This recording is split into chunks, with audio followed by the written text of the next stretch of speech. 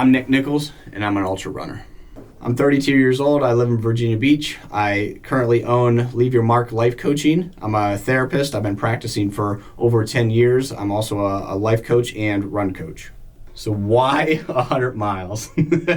Because it is not a common thing. Is that for me, I strive to be uncommon in every aspect of my life, and this is just the next step for me. So me pushing this route, it makes me doubt, makes me question, makes me struggle in many different areas of life with the consistency to do it, with the follow through, with the preparation. Is that this consumes every part of my life, and it has to be dialed into such an extreme. Like, there is no half-ass it. There is no, oh, I'm just going to show up and run 100 miles. You can show up and run a 5K.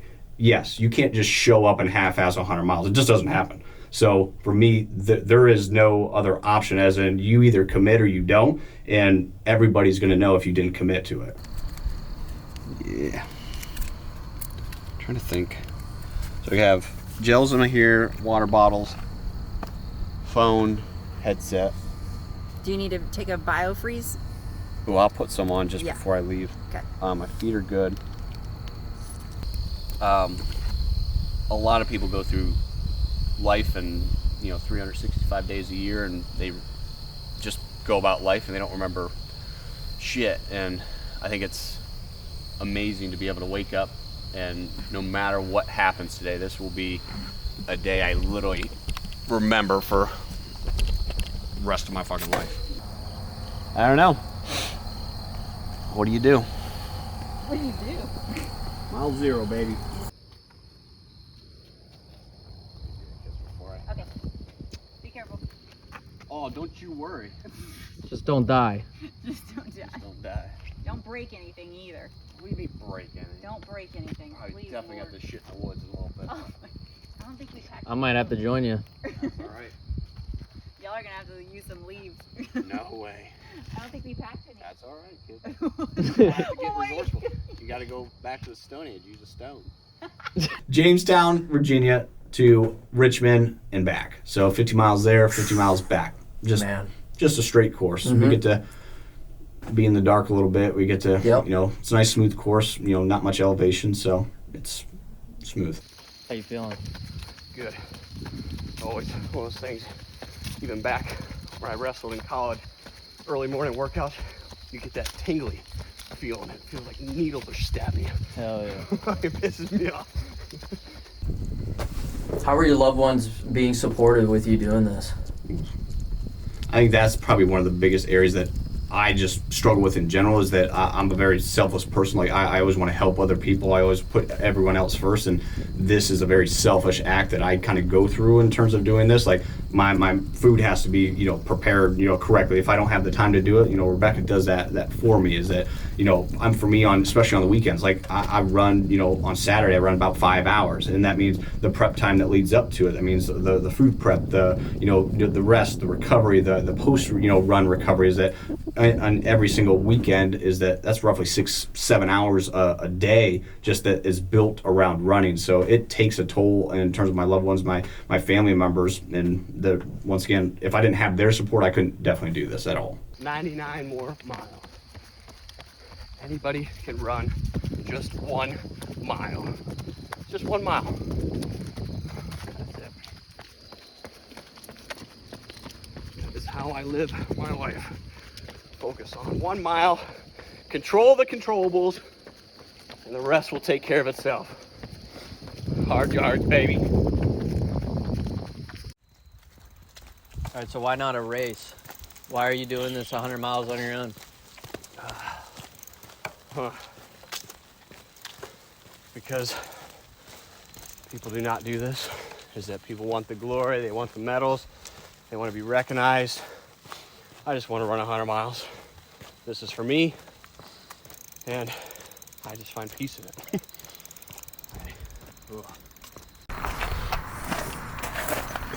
I'll put close and personal. That's what it's all about. Gotta lube the ass crack. Starting to sweat. Yeah. Oh, yeah.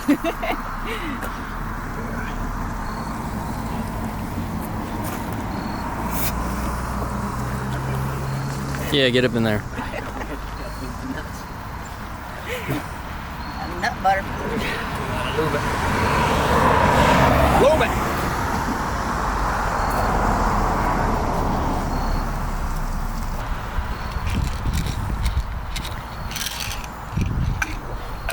That should last 24 hours, so.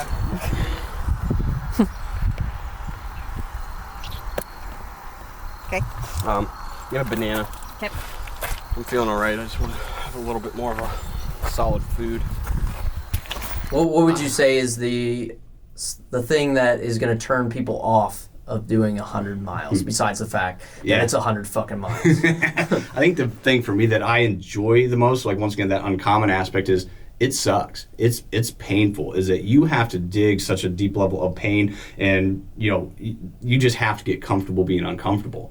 And so there's going to be every area of your life, whether that's your feet. I had to take sandpaper to my feet the other day just to get calluses off because my feet were hurting. Like there's no other option. Either you do that or you're going to be in pain. Is that you will do whatever's necessary in order for you to toe that line and do it effectively. And then the chances of you having an error or something going throughout the race is probably 100%. There's going to be something that goes wrong, but you got to control the controllables, and you just simply have to trust in yourself that you're going to find a way to get it done. Would that help? The hell's a kidney bean?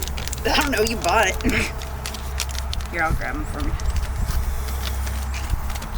It's like a pad or whatever. Oh.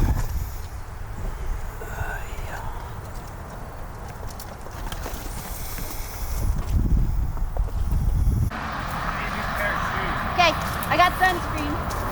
Which ones do you want, right? Yeah. I'm Rebecca. I'm Nick's wife, and I was the crew chief through his whole 30-hour experience. I was at every aid station, did everything with the car, loaded it, packed it, all the clothes, everything, like to a T. So anything that he needed, BioFreeze was a huge one. BioFreeze was the main ingredient to this whole entire race. So I was there. Had everything laid out for when he just came right into the station, had him dialed in on my phone so I knew exactly where he was, so kind of just played time there. And then had to tell him, I'm going to be at this aid station, the next one, this one, because that was the majority of his mindset is, okay, I know where she's going to be at next.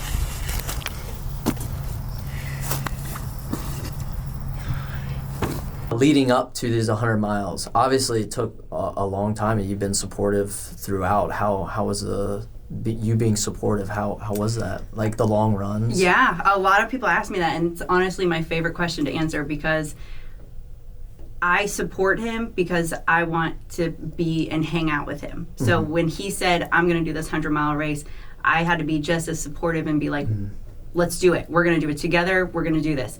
So the training part was actually my favorite part because those 3 hours, 5 hour, 2 hours every week, and then 30 minutes, 40 minutes, I got to hang out with him. And that's why I rode the bike, because if I wasn't running 5 hours. I was no way running 5 hours. But I wanted to be with him for those 5 hours. So I was thinking in my head, how am I going to be able to be with him and support something that he wants to do with me getting out of my comfort level and getting on a bike, because it's like, that's not raising my heart rate, that's not making me run on my legs for 5 hours, but I can still hang out with him and be there with him and everything. So I think the training part really was the most fun because I still got to be with him and hear how he felt through that and see him get stronger. And that's why it made me so confident in this race, because I saw how strong he got in the journey to get there. So I was like, you're good. I know. It's just that mental fuck of it's just hot as fuck out. Yeah. And then Do you want me to go and get ice so you can get cold? fuck yeah. Okay, I'll get ice. Yeah. Then get I think I have my big bandana. Uh-huh. Yeah, the sun's just fucking roasting my ass. Yeah. It's throwing me off. Yeah, I don't even that'll care. help Like a you said, lot. I don't even care about the time. It's just the aspect of trying to push this fucking heat. Yeah. The ice will cool can you you down. can you get me water? Yep. Damn.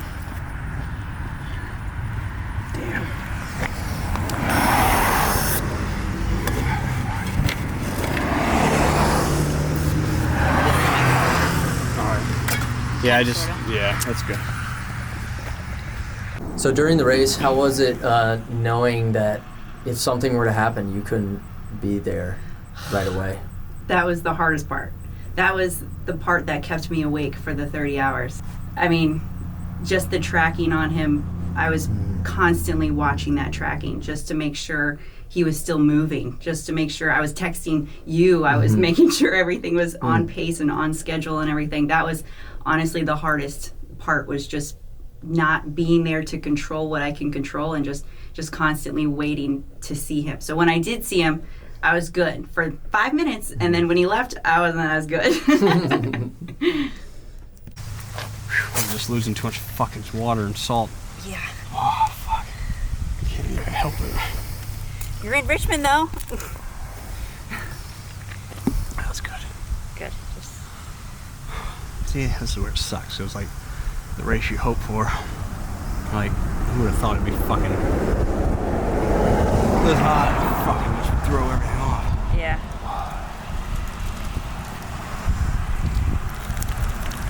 A little stretch there. Yeah. Just, I'm losing too much. I can't fucking, if I stomach anymore, I'll fucking fuck that up. Your stomach's still jacked up? No, I said if I drink any more than I'm drinking, it's one or the other, either a cramp or fucking drink, and then. Oh. All right, switch.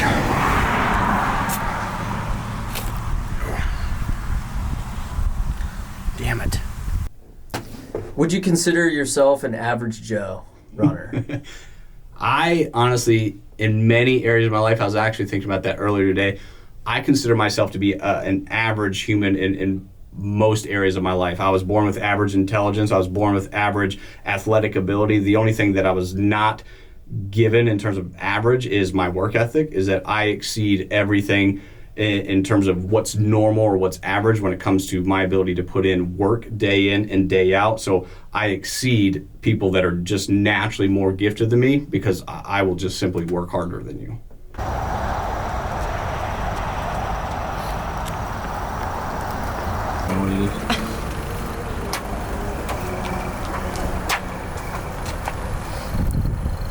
Man, I just look forward to like seeing every checkpoint, just fucking so I can get this little mental victory and just like. You're welcome. I know. Oh, my Achilles are just fucking toast. So your wife plays a huge role in this whole process. Yeah. So tell me more about that. I remember telling you at one point as you were cruising on the bike, is that like there was those moments where I would reach those lows, and like a big part of rolling into one of those aid stations was, it was almost that if I had a level of weakness in me, it was like I'm just so excited to see her, to feed off of her energy, for her to give me strength. And I think some of the best parts is rolling in there and seeing her, but then some of the moments, if I had weakness, it was I had trouble leaving those aid stations, because like that means I was losing the support, I was losing her strength. So there was such a level of comfort and support of like, when am I going to get to see her? When is she going to, help me make it all better? And like, I think that was like a beautiful part of all this. And it also made it really hard. It's like, I don't want to see you, but yet I need to see you. So having her crew and literally anticipate what I needed and just bend over backwards, like I still consider myself, I have the easiest job there is. I just get to run and move, and everyone else is freaking running around like crazy, going across the street, and you name it. I'm like, I'm just going. Everyone else is freaking wrapping my legs and feet, and she was just cruising and anticipating it. It was absolutely beautifully orchestrated. Yeah. You let Rebecca know I want ice too for my neck. Okay. It's sick. Who has been your person that you've looked up to, or thing, or whatever?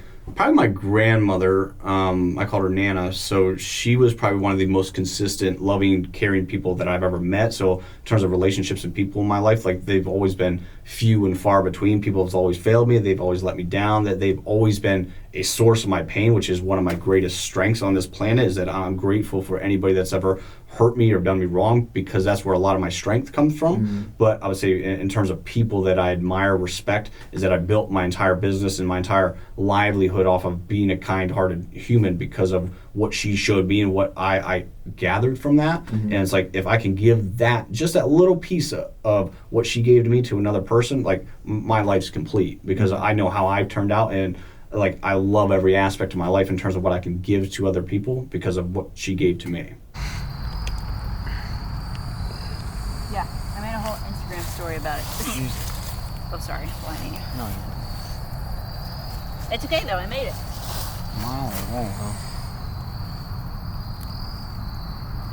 So how'd that last leg feel? Oh God, I'm hurting. What hurts? Oh, everything. My mind's good, just my body is fucked.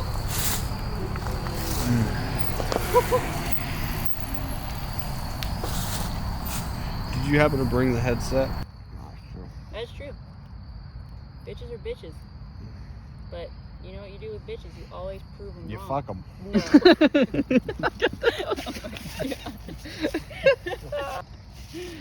I'm trying to be inspirational. You are. Can you set that down? Yeah, you don't have to. Can you start gun? Nutrition. I know that at some point you couldn't eat food. Yeah. Oof.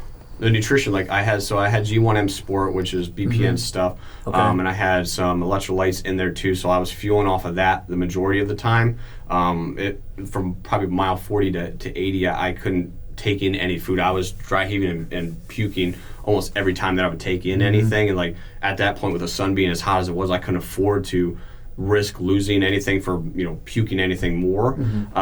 So I think that's probably what wrecked me a good majority of the time.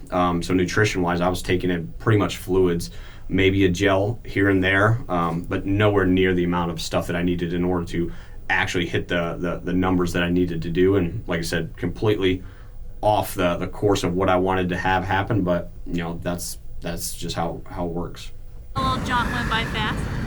Yeah. Yeah. Fast as one can go.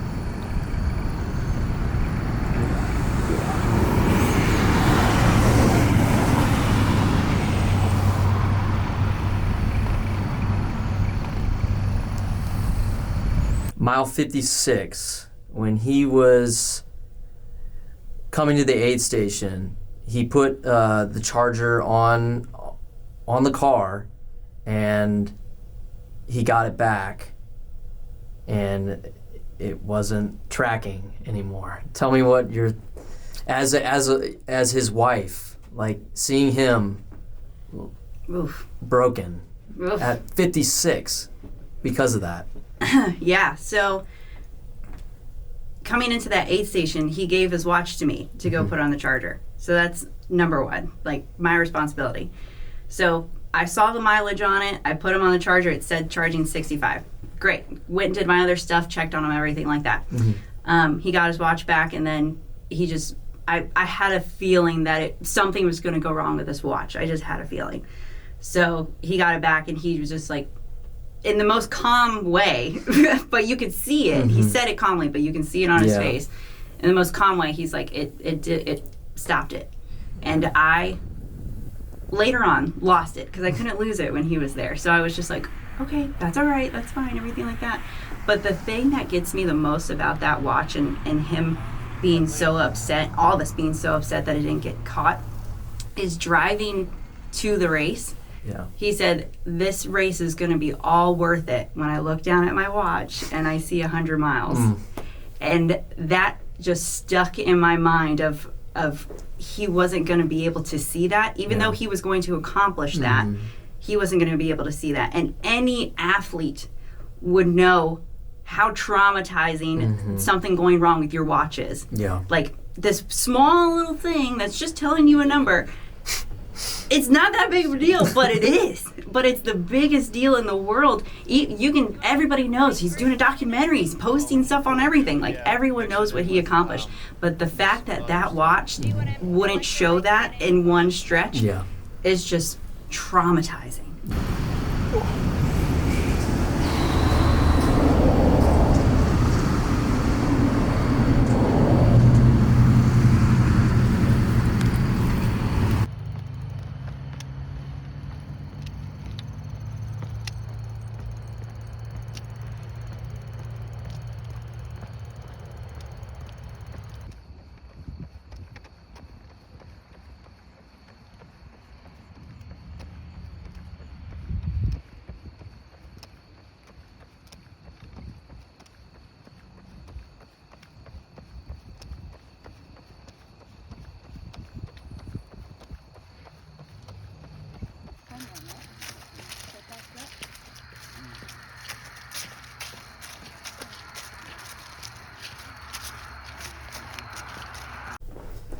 All right, I am Jennifer Johannesson, and I met Nick, I would say probably 2, maybe 3 years ago, and through Rebecca. So her and I used to work Diamonds Direct together. She was a diamond expert, and I was one of the officers that worked there for security.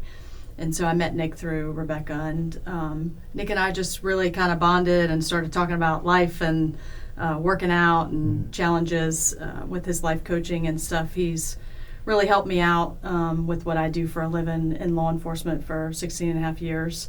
And so we connected through that, and then the rest is history. I mean, we started with the running, and now he's coaching me in my running and does the life coaching stuff. And we've really just connected and gotten really close, I would say, over the last year. Take a deep breath. Another one.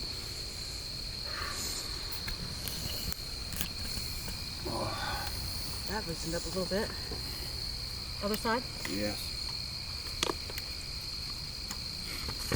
At what point did you jump in and help Nick throughout his 100-miler? So Nick asked me to help him in his 100-miler from 10 p.m. to, well, initially it was actually supposed to be 12 to 3 a.m. The person that was supposed to pace him prior to me ended up getting injured before the race, and so he reached out and asked me if I would go a little longer, and I said, if you think I'm ready, you're my coach, so if you think I'm ready, let's go. So we did 10 to 3. When I got there, he was still on the trail, so it was probably about 10:45 when we started running, and I believe he was at mile 65 when I picked him up. When I got there, I'm waiting on the trail, and he comes, and that man hugged me like he has never hugged me before and thanked me for being there. And prior to asking me, or when he asked me, he said, you know, I need you at this time frame because I need your energy, I need your motivation, and I know that you'll push me through the darkest point of my run. So I was honored to be there and see him when I saw him.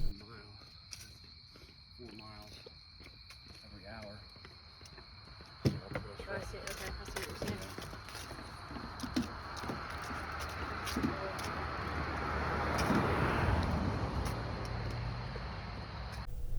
What was your initial thought when Nick said he was going to do 100 miles? I thought he was fucking crazy. He is crazy. Just the thought, let alone the completion. But at the same time, I understand his mindset because I've been an athlete my entire life and I've always challenged myself. And so I look for things to do to better me and challenge me mentally and physically. So I understand where his mindset is and where it comes from. And I ran 2 half marathons now. The second one because of Nick. I had no desire to do one after the first one. And it got canceled, unfortunately, but him and I met up and we got it done. We did it anyway. So that didn't stop us. And then, you know, moving forward to 2023, he's going to run the first ultra, my first ultra, which is the Long Creek 60K that I'm excited about. Him pacing me and telling me awesome. when to go and what to do. That's so cool. So I understand his mindset. He's crazy, but that makes me crazy too. So I get it. That's awesome. Oxygen. Yes. Fuck, I just feel like shit. That's normal. You've been running for 18 hours straight. It's Did you say it's dumb? yes. You fucking said it's dumb? Did you get that on video? Oh yeah. Oh, thank God. Finally, you have some fucking sanity. I know it's dumb before I did. I'm not. Fucking nuts, man. You're feeling crazy now. Oh, he's feeling it now. Hey, next one just to sit. Like put the hoodie on, or is that too much motion? Stuff like that. We'll just do that, yeah. Okay, I'll have a hoodie ready. Oh. It's coming. It's fucking coming.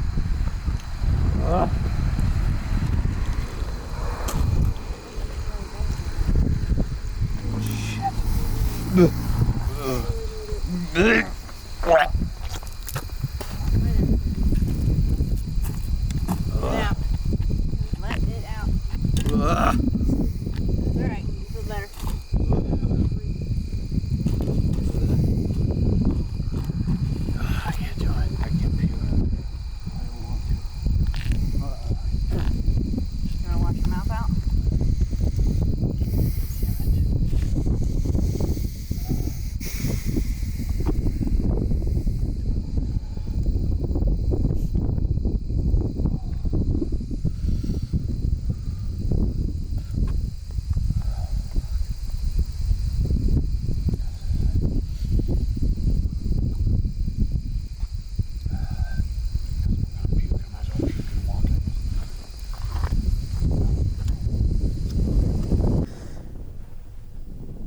when you were pacing Nick, at any point did you feel like he wasn't going to make it? Our first leg was bad. Yeah. I was worried. He Yeah. was dry heaving. He threw up a little bit within the first, I would say, 5 to 10 minutes we took off. He was just in a bad place, and I knew when he hugged me, that feeling was, I'm broken, I'm down, but I'm not going to stop, and I need you to get me through. So we had some hills that we had to tackle, and he just was not in a good place. Mentally, and his body, you could tell, was shutting down, if you will. And so that first leg I had a lot of concerns for him. And then I don't know what happened, but we had a checkpoint. Rebecca did a phenomenal job with the checkpoint. My wife came along to make sure that I ate and had the water and all the things that we need to keep going in the middle of the night. And that second leg, he was able to eat some pizza.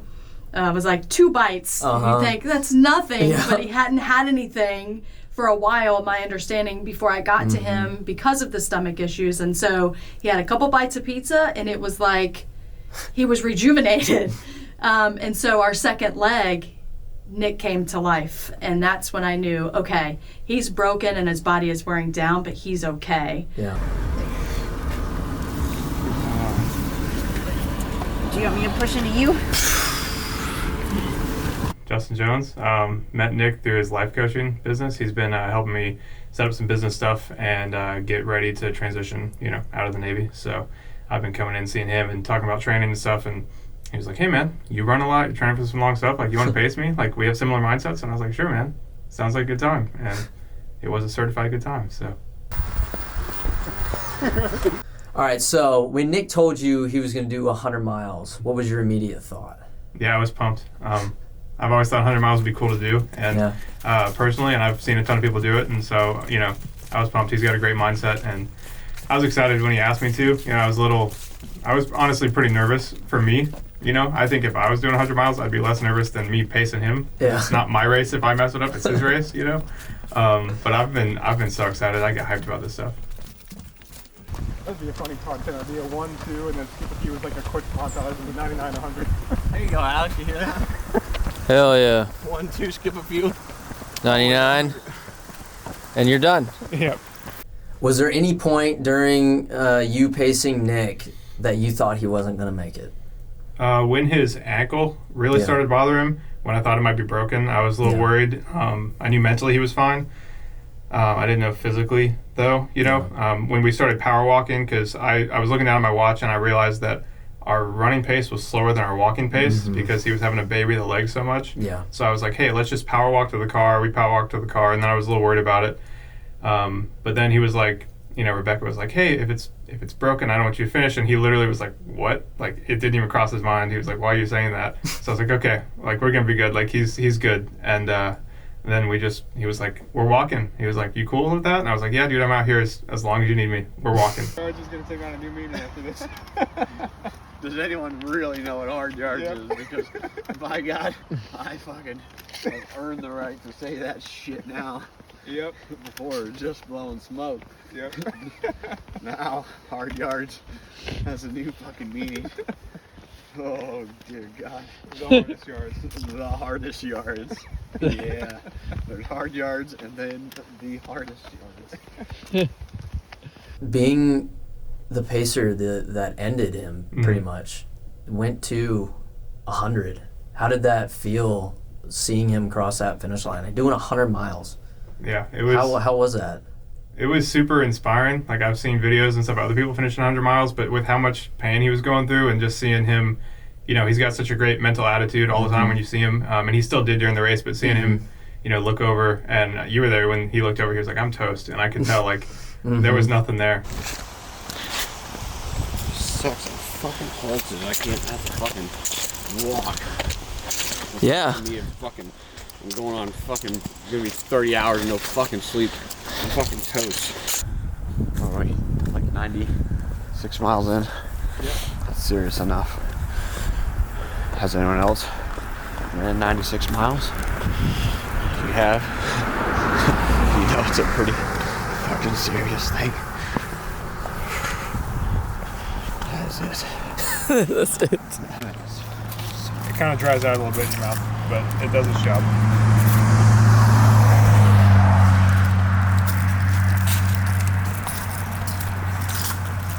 Should have absorbed. So close and so fucking broken. But the mind is not. The mind is sharp as a fucking tack, baby. The body is fucked. The bottom. The body is fucked.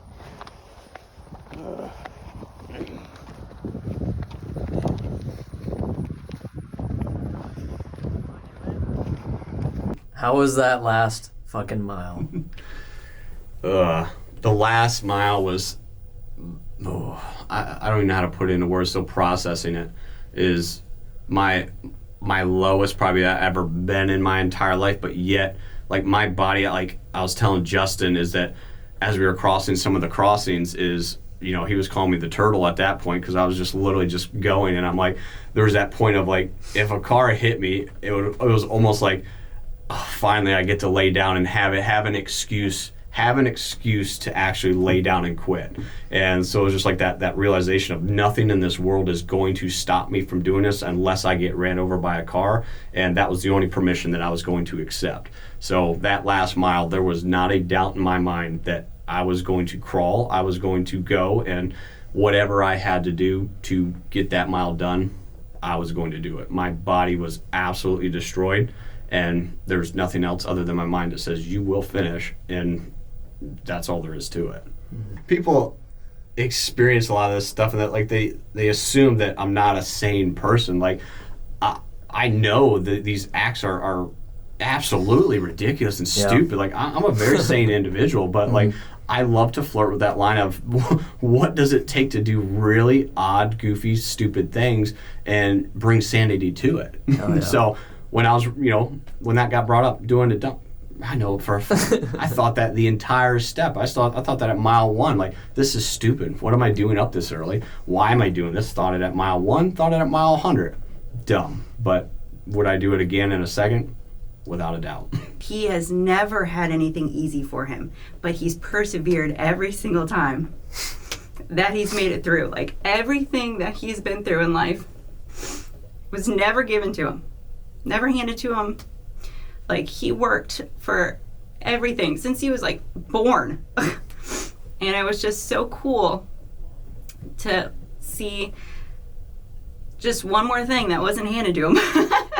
But he made it through it. He made it through it. Like, not being able to control anything and still being able to do what he did was just, it was just the grittiest thing that I could see a person do. And for that to be my husband to do that was just a whole nother level of just, you're a freaking amazing human.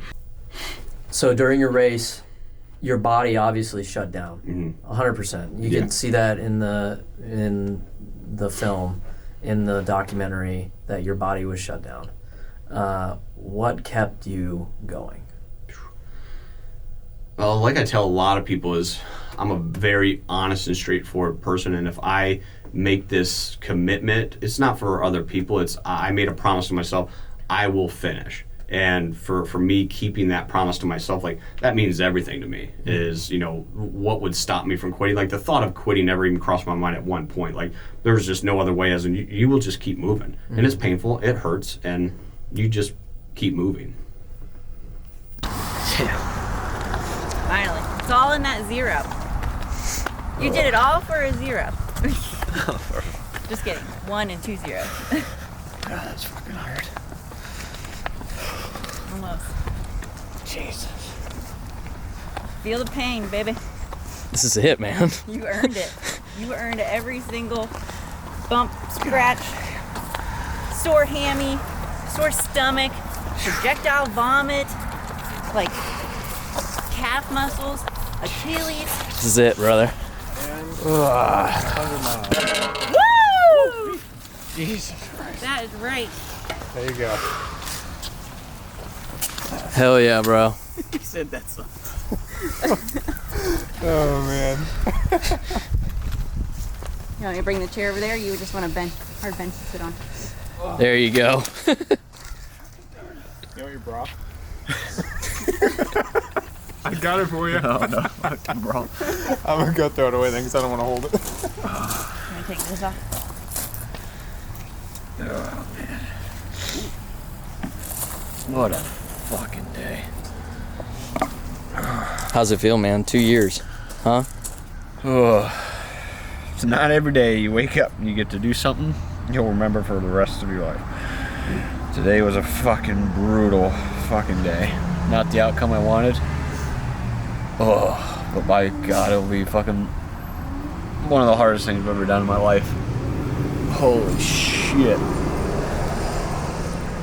Not even mentally, just fucking, I mean, just physically broken. Oh, God. That is what we do it for. If it was easy, everyone would run 100 miles. Damn. And that's it. There's no medals. There's no... That's it. There's no celebration. It's... Alright. Oh, my thing just said detraining. Darn mad. Darn mad. Got mad. Wow. Soak it in, babe. Wow. I'm going through like 4 weather seasons, too. That was worth every fucking second of it. Not when I was doing it. No. Not when I was doing it. Oh, wow.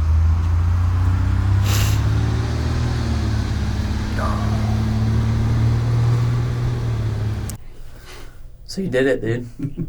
100, You fucking did it. 100 fucking miles. Tell me about it. In terms of everything that I hoped that it would be and then some, to a T. And I think the biggest thing, like all this ultra prep, like did anything go according to plan? Nothing. I was in prep for 2 years. I did some ultras in between. I was in a 5-month prep for this 100-miler, and I missed 2 workouts throughout the entire prep, so almost a flawless prep. I got sick towards the end. Nothing I could do, so an entire 5 months I missed 2 basically sessions of a workout, and it kind of went in my favor in terms of recovery. But started off, and by mile 20 the heat came out and wrecked me, and my traps were tightened up because I was trying to literally avoid the sun. Just subconscious, I didn't even know I was doing it, and my traps were tightening up. It was pulling on my pec, felt like I was having a heart attack going through that. And then it was 75, 80 degrees. I was sweating like crazy trying to stay hydrated. I didn't piss the entire 40, 50 miles. And hey, that's that in a nutshell. And then once we got over 50 miles, I felt like crap and rolled into mile 90, and then my ankle blew up. Yeah. And then wrap it up and Yeah. and limp 10 miles. Damn. Dude, you did it, dude. Yeah. You fucking got through it. Somehow. Yeah. I will say there were some times where I felt like, holy shit, how is he doing this? And Yeah. and you fucking did it, dude. Yeah. So that's fucking awesome.